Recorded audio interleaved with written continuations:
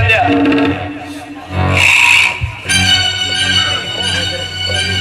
संध्या संध्या मला सांग की सुधा आणि शारदाबाईंना घराच्या बाहेर कोणी काढलं? सुधा आणि शारदाबाईंना घराच्या बाहेर कोणी काढलं? अच्छा चल सोड. आता माझी शपथ घेऊन एक खरं खरं सांग, खरं खरं बोलायचं. खरंच ते पैसे सुधा आणि शारदाबाईंनी चोरले होते? मी त्याच्याजवळ दिलेले पैसे ते खरंच सुधा आणि शारदाबाईंनी चोरले होते का? नाही नाही. मग कोणी चोरले होते? पैसे बोल बोल.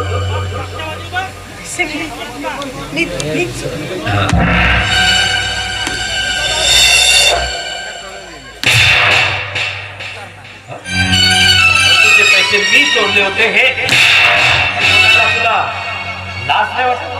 लाज नाही वाटत? अरे त्या देव माणसावर तो चोरीचा आळ आणला. अरे ते देव माणसं अगं त्यांना देव घरात ठेवून त्यांची पूजा करायला हवी. आणि तू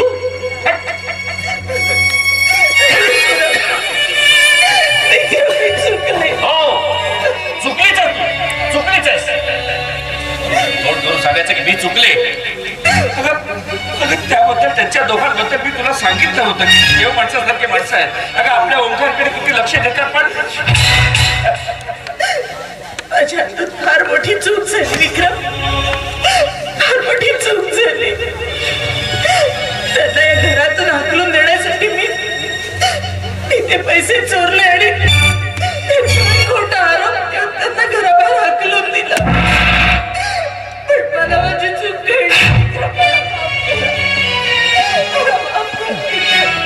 माफ करा. करून सोडून धर आता तुम्ही.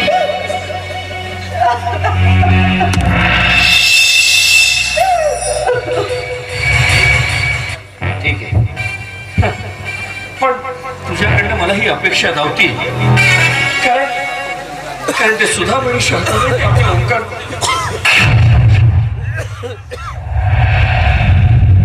ते झालं सोड. तुम्ही आता काहीतरी बोललात. मी कुठे काय नाही बघा तुम्ही माझ्या मस्त काहीतरी लपवताय. मी ऐकलंय. तुम्ही खरं सांगा काय? हे बघ मी काहीही बोललेलो नाहीये. विक्रम तुम्हाला मला सांगावं लागेल. मी काय बोललेलो नाही. मला सांगावं लागेल विक्रम. सांगा काय सत्य आहे, काय झालं? विक्रम सुधामणी शारदाबद्दल काय सांगणार होता? अगं काही नाही. झालं संपलं ना. तुम्हाला माझी शपथ आहे.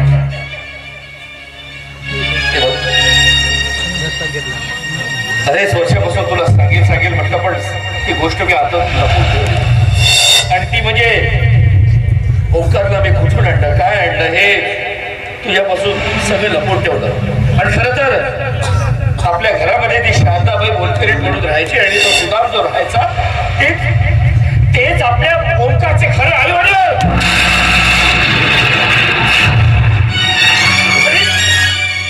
तू त्या देव माणसांवर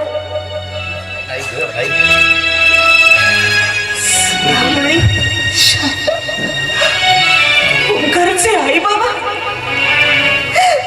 अरे देवा, हे माझ्या हातून काय घडलं? इतका मोठा त्याग. सख्या माय बापांनी आयुष्यभर आपल्याच मुलाचं नोकर म्हणून आयुष्य काढलं. त्या लेकरांनी कधी त्याला आई बाबा म्हणून हात सुद्धा मारले नाही. आणि त्यांनी मला आई तुम्हाला बाबा केलं आणि त्या बदल्यात मी त्यांना काय दिलं? आयुष्यभराचा वनवास. अजूनपणे का होईना पण माझ्या हातात फार मोठी चूक झाली. विक्रम मला माफ करा.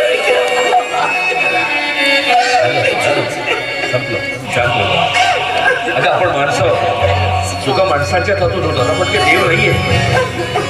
पण खरं तर आता एकच प्रायश्चित्त आपल्याला बघायचं ते म्हणजे सुधामणी शारदाबाईंचा आपल्याला शोध घ्यायचा आहे. खरं तर तू माझ्या आता जवळ आलीस आणि माझा ओंकार माझ्यापासून लाभ घ्या.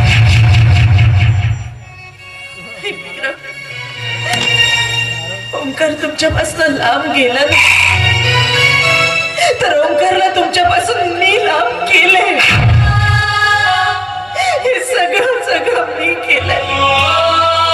सुदाम शब्दाला घराबाहेर काढलं, ओंकारला वाईट व्यसनाच्या आहारी लावलं, त्याला परावृत्त करायचं सोडून मी त्याला बिघडवण्यासाठी त्याची मदत केली. पण नाही विक्रम, नाही. आता हे सगळं मीच पसरवलंय ना. आता हे सगळं मीच आवडलं. मी सुद्धा म्हणे शारदाकडे जाईन, त्यांचे पाय पकडून त्यांची माफी मागेल, त्यांना या घरात परत आणि ओंकारला परत आणि माझा विस्कळीत झालेला संसार मी पुन्हा बोलवीन. माझी चूक सुधारित विक्रम, पण तुम्ही मला तुमच्यापासून दूर करू.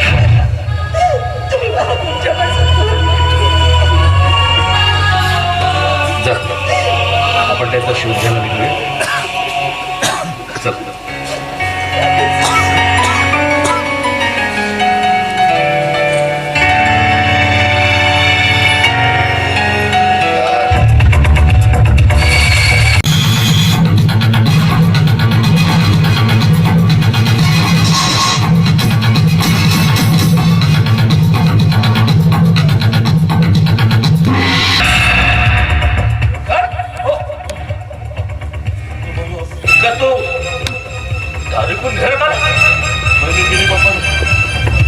पैसे हवे बाबा, मला दारू प्यायचं.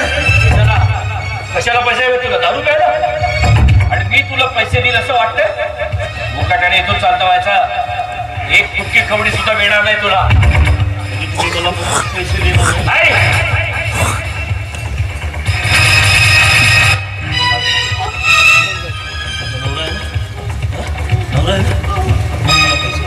माझ्याकडे पैसे नाही. तो तुम्हाला पैसे देणार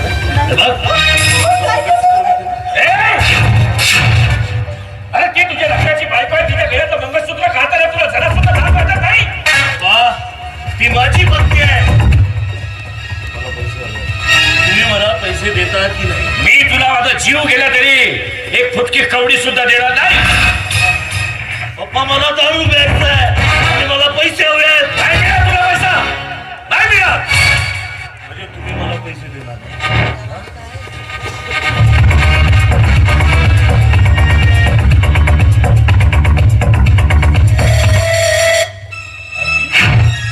काय अरे हे सगळं इथपर्यंत घरामध्ये तमाशे सुरू आहे, तुम्ही माझ्या कानावर सुद्धा टाकत नाही. त्या आधी मी तुम्हाला हे सगळं बोललोय आणि तरी सुद्धा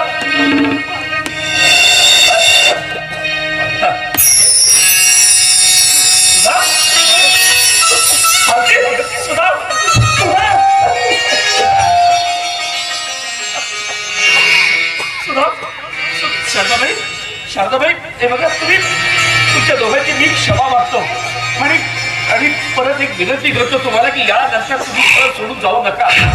ही बोलली असेल तरी चूक झाली असेल, पण मला खरंच माफ करा. तुझ्या वतीने मी माफी मागतो तुम्हाला.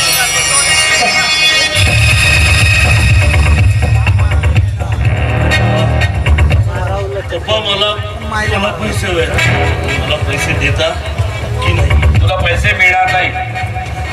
मी शेवटचा विचार, तुम्ही मला पैसे देता नाही?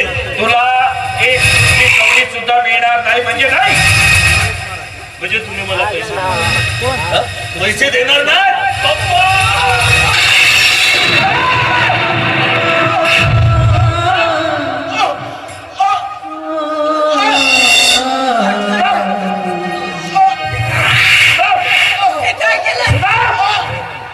कोणाला मारलंस तू? तुला माहिती हा माणूस कोण आहे? आपल्या वाड्यातले नोकर आहे. हा नोकर नाहीये. माणूस तुझा जन्म देता बाप आहे रे.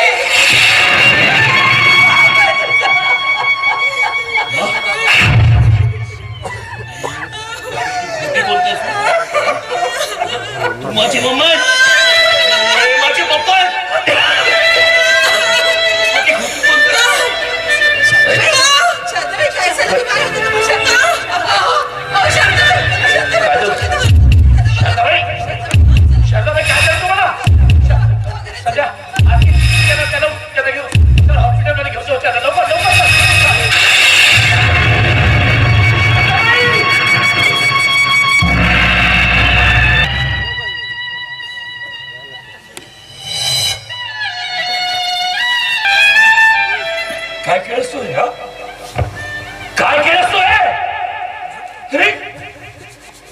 वर्षा फक्त तुझ्यामुळे मी कमावले.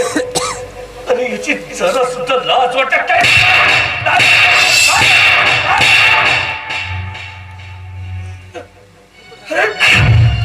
अरे या देव माणसाला मारलास तू, या देव माणसाला. अरे ती देव माणसं कोण आहे तुला ठाऊक आहे का? पप्पा पप्पा पप्पा मला म्हणतोस ना? हाती ना मम्मी? पण नाही. अरे खरं मम्मी पप्पा आम्ही तुझे नाहीये, तर जन्मदाते तुझे आई वडील हे आहेत हे.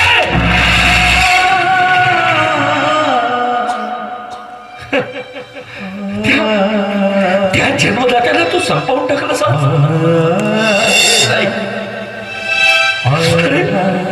अरे हीच तुझी आई माझ्याकडे तू एवढूस असताना माझ्या घरी आली होती. काय तर तिला आपल्या पतीचे प्राण वाचवण्यासाठी पैसा हवा होता,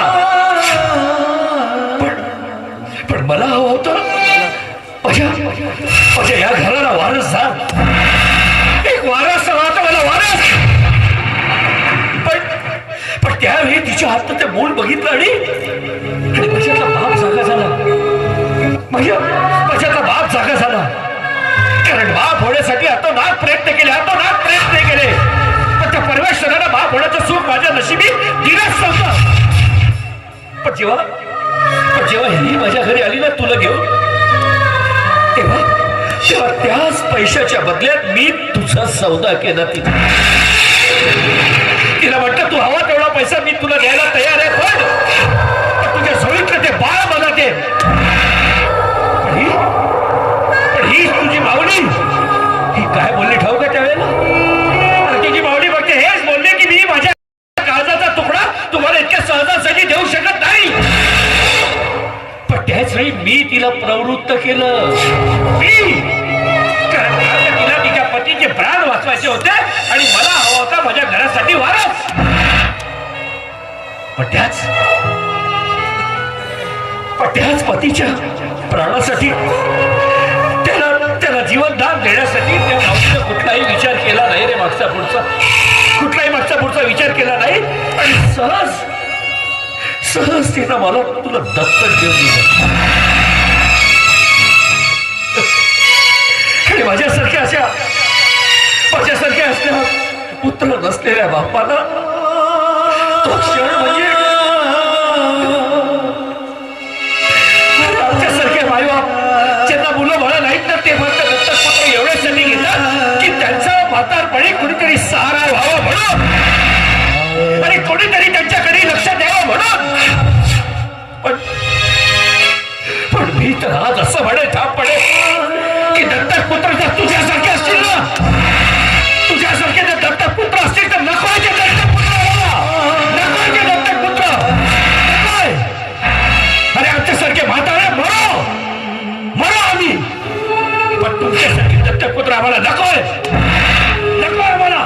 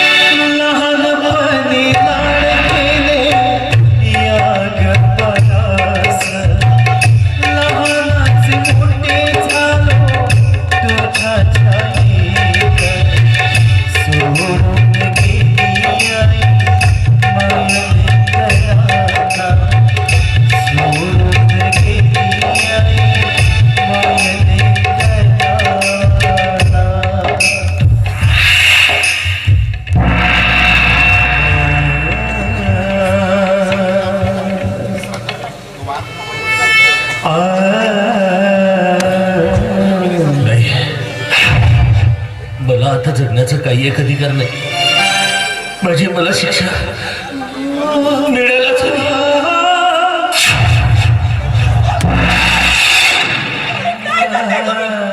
तुम्ही जर आता गेला तर मी कोणाकडे बघत जगायचं? तुम्ही हव्या करू? मी माझ्या या आणि माझ्या आई बाबाला मारलं. मी खूप मोठा गुन्हेगार आहे का? आणि आरती मला माफ कर. मी पण तुझा गुन्हेगार आहे. तुझ्यावर संशय घेतला. मला माफ कर. माझी शिक्षा मला मिळायलाच हवी, म्हणून मी पोलिसाच्या स्वाधीन. तुम्ही जे निर्णय घ्या त्यात मी तुमच्या सोबत आहे. मी तुमची वाट बघेन.